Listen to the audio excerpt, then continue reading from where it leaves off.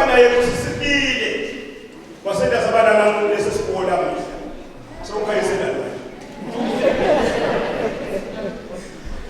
sabana namu lesinawo namhla lesisikole uNkulunkulu simkhothela ngaphansi kwalo muntu kube bese umholi lona kubekela phambili ngabe simenza wonke ngabe asipho la noma kuphule nje kukamoya thina labanye ngabe siyashisha kodwa ngenxa yemholi sesinesibindi la amen Amen. sidinga ukuthanda ke bazalwane sinomgwaqo wekubonga ngoba sisayabona lokuhlupho siyakuthanda ke lokuthina yile kumele siyenze kodwa phela sifunde incwadi yeMahebheru 13 eMahebheru 13 verse 16 lapho sitawube sithi ke kuwa khona sesingene evesini ngoba sesivele sesikhala siyemuntu sibona ukuthi yini kumele siyenze njengebandla siyathi sihlale sikwenze futhi ngikhuluma kabi namhla ngoba kuyavumelana nami kuholi ukuthi lokho kufanele ubheke phasi ebandleni kodwa yini angeke ususe lo mgwaqo kodwa ubani wafunza abazalwane into yakwena sheshe ngisipela ngoba bathi demo ofika mhlawumbe Haleluya. Kumahebheru sahluko 13 verse 16. Ningakuyekeli kwenta lokuhle nokuhlephulelana lokuneninawo. nine njengebandla ningakuyekeli kwenta lokuhle njengoba kanje nje nakuqala lemva eminyakeni kubekani nabo anikuyekeli kwenta elibandla lelikhona emangweni likhonela lokho kwenta lokuhle la emkhathini wethu sikwente lokuhle senge sifinyelele nokuholi wethu sikwende imbathane kahle sikulowo mgwaqo kubeka mnakethu okuqedzile njalo singangeke kwenta lokuhle Ngobe iminikelo lenjalo iyamphokotisa.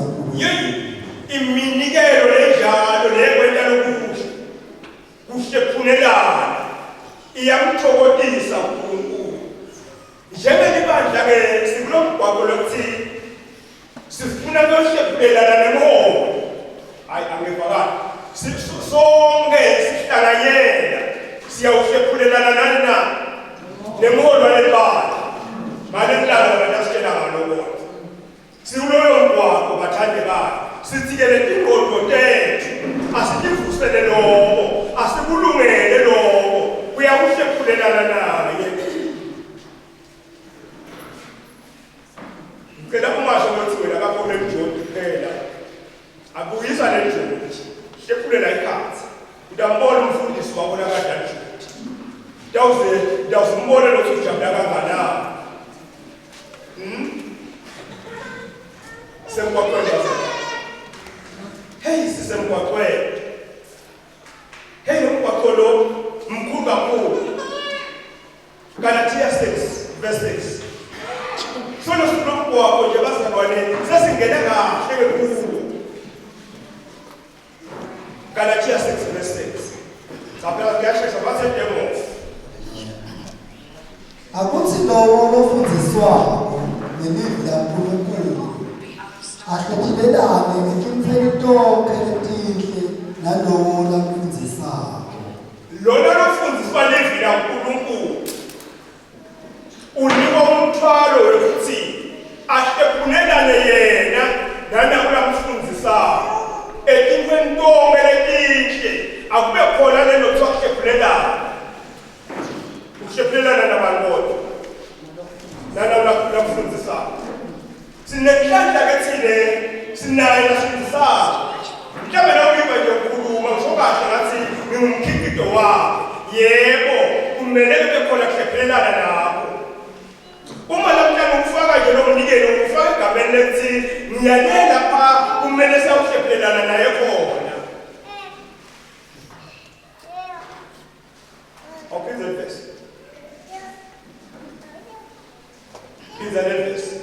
akuthi lowo lofundiswayo ngelizwi laNkulunkulu akuthi kusho ukuthi lokumele kwenteke lokufundiswa ngelizwi laNkulunkulu enteke ahlephulelane etimfeni tonke netifo nalowo lamfundisayo ahlephulelane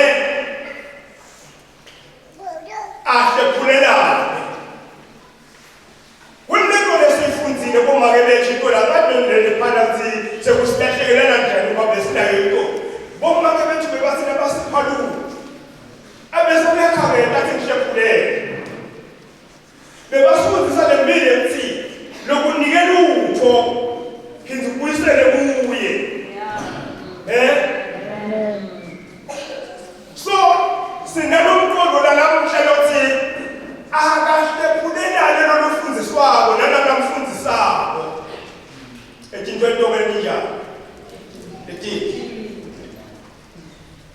siya kuleyo ndlela siya kulolo lusuku siqala namhlanje silukhutsata ukungamunye nangamunye silukhutsate ngabona sebahlala ngababili ukuthi bathina bahlele ekamelweni bese bayekhuluma singabe siyawena njani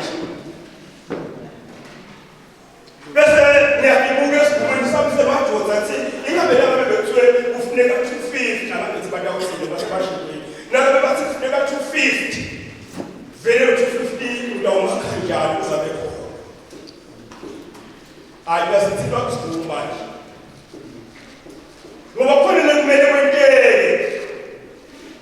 lapha etigumweni koko kwenteka kunabancane kwenteka kubazala kwenteka kubona abakhona ebandleni uyiwa nehlephulalalele emholo nawe lesinayo enyaka nawe lesitawubuka futhi lokuthi kubaluleke ngani bale mholo ebandleni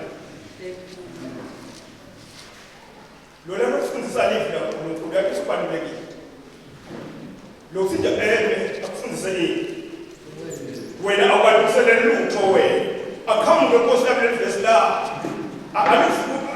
alifunde isivesi la uze usuke uye lana kufanele khona hlephulelana naye siyakuloko bazalwane amen hlephulelana nemholi libandla lelihle lelitawa nempumelelo nalelitawukwati hlephulelana nemholi walo angisho kunelibandla letawuthi inganayo yavukela musi yavukela awafubeleli wena ngithi uvukele umndeni wakho wena yena lokufanele wena yena lokufanele hlephula ayishela makhelwane hlephula makhelwane lokho lokunako hlephula uthi-ke make mavuso lapha emuva uthi kuneke impuphu yesenduleka sithi-ke make mavuso kuze impuphu yesindu hlephula buyisa tona la ngalela langa nje kunatona sidlatona nosehlephula phela liyahlephula libandla lihlephulelana nemholi ibandlelo lokubuya la ebandleni njengoba umholi lowo lomnyaka nje usuka ngetifundo usuka ngemthandazo yebo wena sasiyaphule lapho utawungena enyameni uma ingeke ibe khona leyo nto leyo tasho takusilo libandla kwangabi khona lokho tasho takusilo yini bantu basabane kubaluleke ngani bani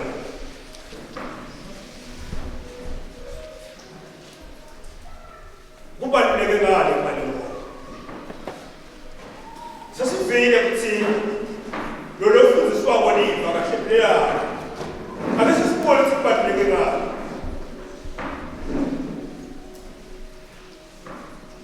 la ibikwaphile kwathi Hezekiah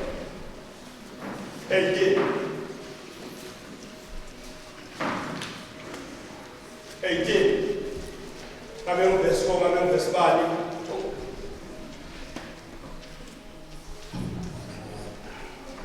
Ezekiel 18 verse 4.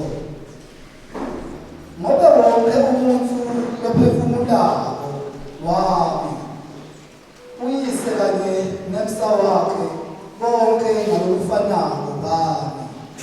Babe lendvodzana babana bami kusho uNkulunkulu uthi bami.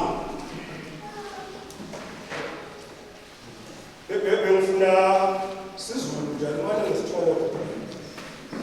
Bengifuna sizulu manje akese tholi kona nesizulu bazalwane.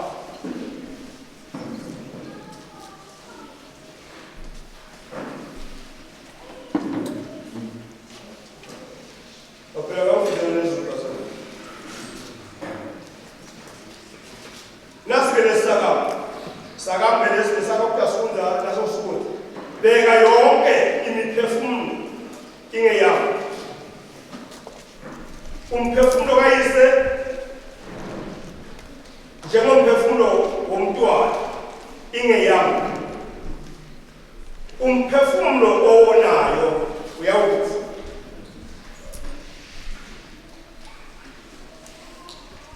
Nawuhamba wena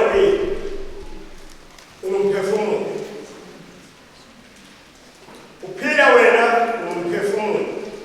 Njoba la iwe unemoya, inyama, ingati, phefumulo loyiphelele. Uthi ke uNkulunkulu yonke imiphefumulo ngeyakho. Ngeyakho yonke lemphefumulo. Nawubona nje kahamba khamba umphefumulo waNkulunkulu. Ya. So uNkulunkulu ehlele ezulwini esikalweni kungaba bese etinza wentombi ngisho njalo abese kubeka abantu labatawumela yena bafundzise labantu livi la bafundzise lemiphefumulo loku yena lafunako uNkulunkulu. Uma bese libandla thine sikulomgwaqo wekuyobonga uNkulunkulu ngalesipho lesikhulu kangaka sipha sona lesifundzisa thine livi la uNkulunkulu. Mina ngabe awusiko lokubona lapho kube bekungasho ukuthi kunemholi la lokuluma inhlityo yaNkulunkulu njengoba injalo. Ngabe ngimele ikhuba lekhona la ngaphandle emadodza. Kodwa ngenxa yekufundiswa kwalomholi ngiyadala ukuthi ngba. Ngiyadala ukuthi ngba. Noma ngela kuthanyela khona ngesinye isikhathi. Ngoba baphathile abakhulu bayifika lapho khona batshela lapho lesibabhoko. Ukhona lapha bayibathi ngenxa yokuthi nawo umfundisi eceleni wabo. Senzela lokho ngakuyakutshela isigaba. Angutshela tapho wena baba. Lokusho ukuthini lokusho ukuthi mina ngiyatati. Akusinto tonke tino letingenako kipi engisebayati nanabo thine tino kumele kangeni kipi. Ngokwentekeni ufundisiwe lakini. Mama umuntu akakafundiswa. Wena noma ngabe yini wabo. Makushaya ikitaza jive la yayishaya. Ngoba akafuni. Nangabe kuthiwa kuhanjwa kulo lela kanjwa kulo khona leyo mkhaza sahamba kulo ngoba akafuni. Kodwa mina ngimlomphefumulo waNkulunkulu ofundiswa umholi. Hayi ke sekumele inkomo kwaloko. Balekile bani. Ngabe verse 12 ukhona yini? Umphindze kule Bible yakho. Verse 20.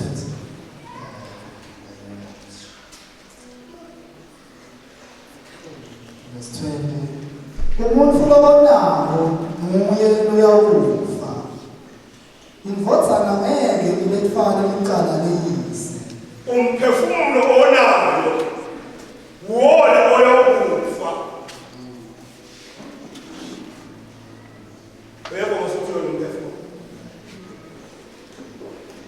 Letho thina eBhayibheli ukhona lapho kubhalwe khona ukuthi labaholi nababalinzi imiphefumulo. Nabalinzele imiphefumulo bayilinze singone imiphefumulo. Le miphefumulo ingeke bathanda. Ithina iphila le miphefumulo emhlabeni, idadi le miphefumulo asisibo thina bana. Sidihambi lomhlaba kwathi le miphefumulo. So thina ke sinomgwaqo loyabo wasibonga uNkulunkulu. Usipha umoya lasinika liqiniso nje balinjalo. Hawu amen washona phi bathandekayo. Yabazalwa kubalulekile ukuba nengoni bantu. Linze umphefumulo. Linze umphefumulo. Lelo ngoni alenzi umphefumulo. Kuba lo mphefumulo lo ngiwo futhi lekumele udumise uNkulunkulu, ukhonde uNkulunkulu ngemandla onke. Manje umuntu awenze kahle lo msebenzi. Kutophuma lelo lithoba ukhonde uNkulunkulu ngemandla ayisho kudosha mina ngoba ayiyadosha ngiyitha kodwa ngemandla onke.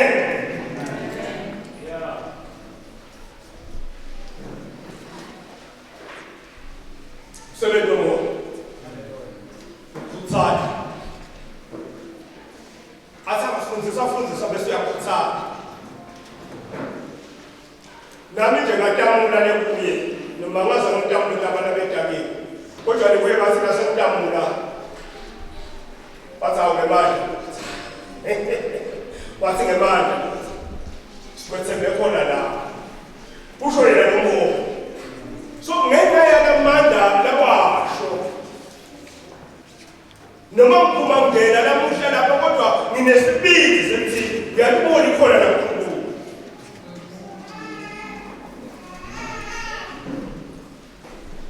Sebenza ngoba makune ngone ebadleni kuba nemikhiqizo lebakhona. Awu kodwa ngaphinza ebathandekayo. Makune ngone losebenzayo ebadleni kuba nemikhiqizo loshobo ukuthi uyathi kasentshelwa la. Ubone ngemadoda lebandla ukuthi uyathi lapha kuyasentshelwa la. Ubone ngabonga bebandla ukuthi uyathi kuyasentshelwa la. Ubone ngalabasha tintombi nemajaha ubone baphishaneka abantu. Hawu yeJesu usentshelwa kwente njani kunemholi lofaka lo moya wekusebenza. Amen. Kodwa sikona bazalwa. Amen. Hey, kodwa ngathini? Umholi ngicela ukuthi lathibekile makakhona ebandleni. Abese uyabuka ke naku. Ngabe ngibani Philip 2:8. Philip 4:7. Abese uyabuka ke nalo. Awulinzile umphefumulo wenda bonke kwathiwa kaphumule kanjani. Kodwa siyabuka ke naku Philip 4:7. Akusho ukuthi ngifuna sipho. Awukale ngikuthi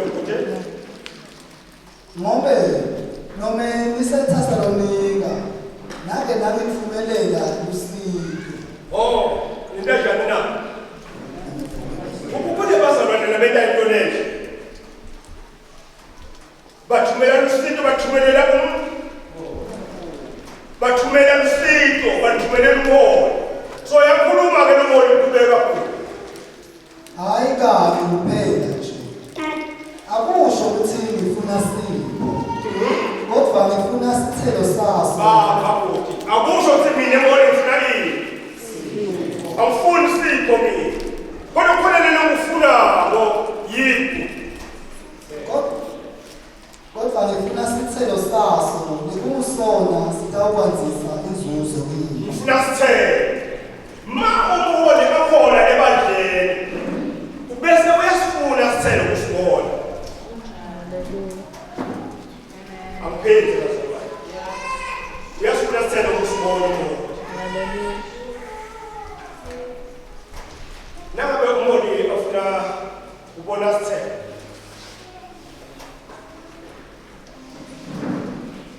Ababayekela abafundisi abakhashane labadumile.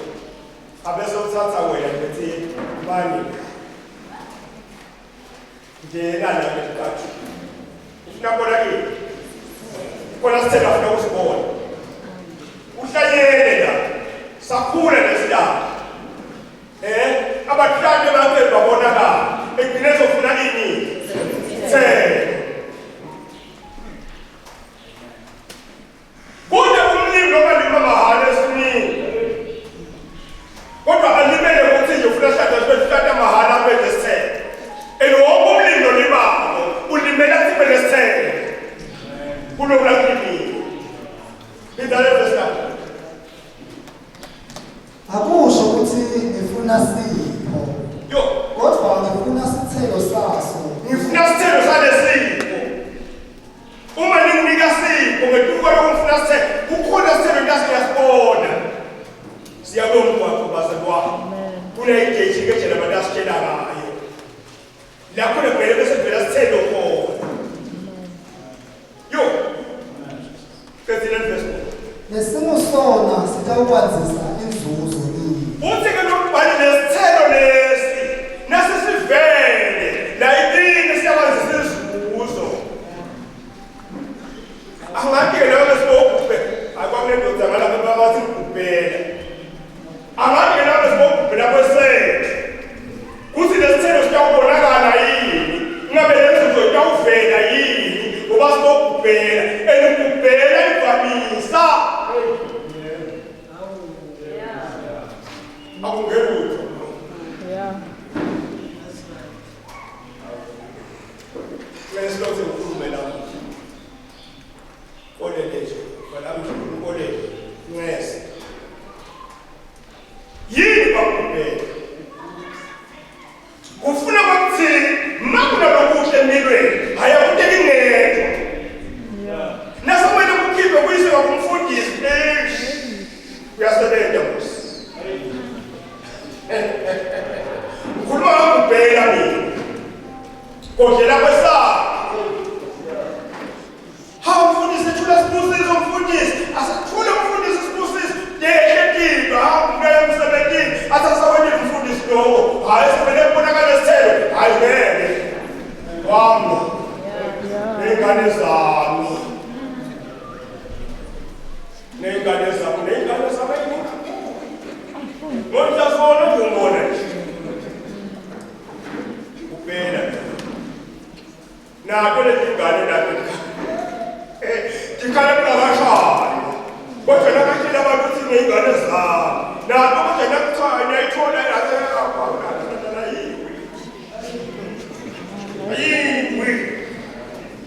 Ayiwi. Ubhela. Pasta ukubhela phansi. Pasta ukubhela phansi. Sifuna kwakho lothi bathandekayo. Sifuna uvela phambi kwaNkulunkulu. Sinalokubonga. Sibonga uMkhulu wethu akhona la. Sibonga uNkulunkulu ukuthi maye uNkulunkulu waselela. Oh yeah. Hey, sifuna kodwa phansi.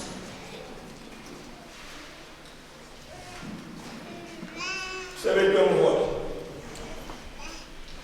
Maye kubalulekile. Kefulo lona oyakufa. Kutsanda nokumoya ebandleni. Lalapha esimela khona. Endela thibethu phefumulo lofaka. Awuthina uhamba ngomphefumulo ube kuneqiniso la uNkulunkulu la kubo. Lo mphefumulo lo ufika unelivi la uNkulunkulu. Kodwa siyafunza Deuteronomy lesibili 11 verse 2 na verse 4.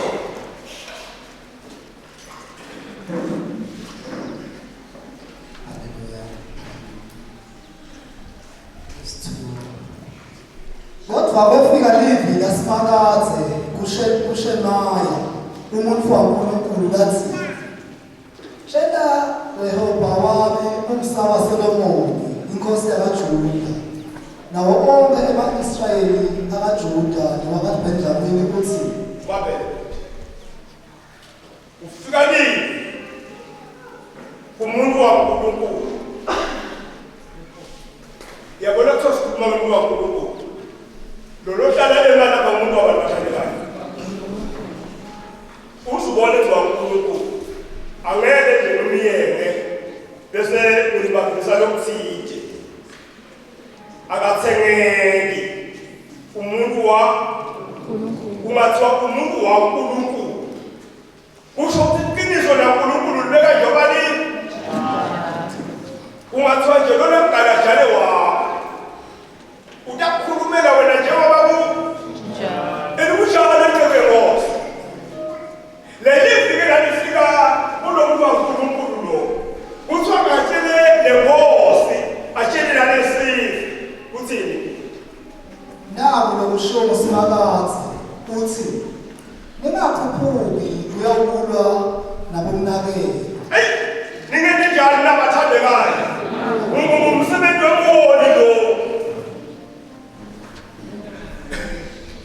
umsebenzi wemoli lo umsebenzi waNkulunkulu lo uthi nasemane yohlangana ngebifu bakhona siyona nebakadamini athi ningayi kokulwa nabe sebhalisane silo athi ningayi kokulwa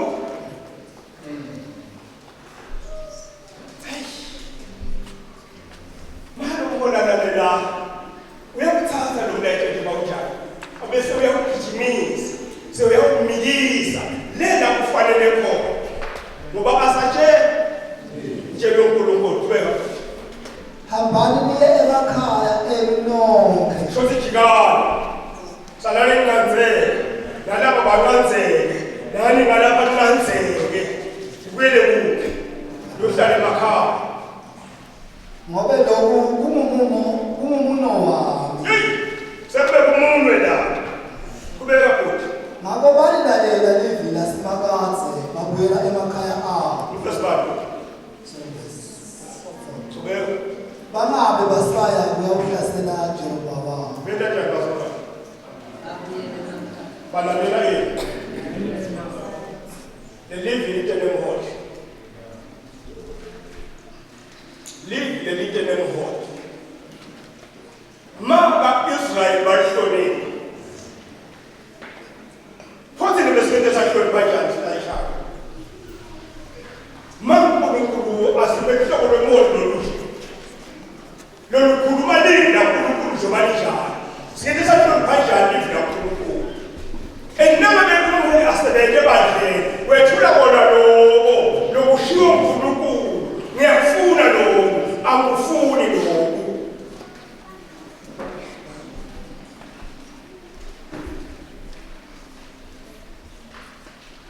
sekuyawuhlala phansi bazalwa Satan ba noma yini kuyongo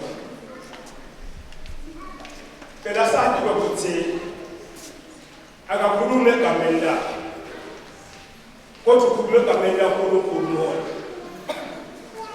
umholi kafishane kusithunywa saNkulunkulu uluza tilo letitsike umholi nabantu abathula umlayeto waNkulunkulu bantu baNkulunkulu uluza injabulo uluza nokukhibika lapha bakhibika khona nabanye ngoba yena ayakwethula umlayeto woNkulunkulu sithi-ke asiye kahle lokukhona siyabona uNkulunkulu asisize inhliziyo yethu ikubambe akusilo lide kumlalela uNkulunkulu makasebenzisa baholi ebandleni ngoba bayidlebe baliso bangumlomo waNkulunkulu balinze imiphefumulo yethu. Amen. Kumele ke siyephelane nabo kafisha zakabhekwane lokuthi asingamuntu babe esibili bathi ngibike wena buya wende njani siyabonga sana.